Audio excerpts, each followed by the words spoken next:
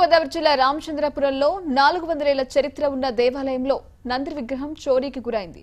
ప్రాచీన దేవాలయంలోని నంది అదృశ్యం కావడం స్థానికంగా కలకలం రేపింది. భక్తుల్లో అలజడి నెలకొంది.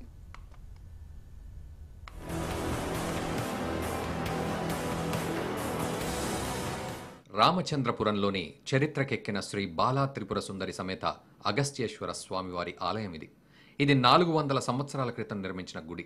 బుధవారం రాత్రి ఈ దేవాలయంలోని నంది విగ్రహం చోరీకి గురైంది. గుడికి అటు 2 కుటుంబాలు ఇటు ఒక కుటుంబం ఉండగానే 1000 టన్నుల బరువైన నంది విగ్రహం దొంగతనం కావడమే ఒక పెద్ద ఆశ్చర్యం. ఈ కేవలం ఇలా దొంగిలించేది, అది పగల కొడితే అందులో ఏదో వజ్రాలు ఉంటాయి అని చెప్పి పగల కొడతారని చెప్పి ఒక సెంటిమెంట్తో తప్ప ఇది మరో విధంగా ఏం కాదు.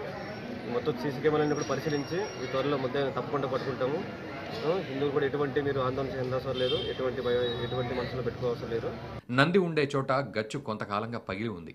దీపాల వేడి వల్ల భక్తులు కొబ్బరికాయలు కొట్టడం వల్ల ఇలా జరిగి ఉండొచ్చని పూజారులు అంటున్నారు.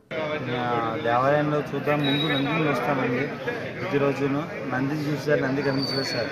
5:15కి ఎప్పుడో ఫోన్ చేశాను సార్. 5:15కి ఫోన్ చేశారు సార్ ఈవో గారికి.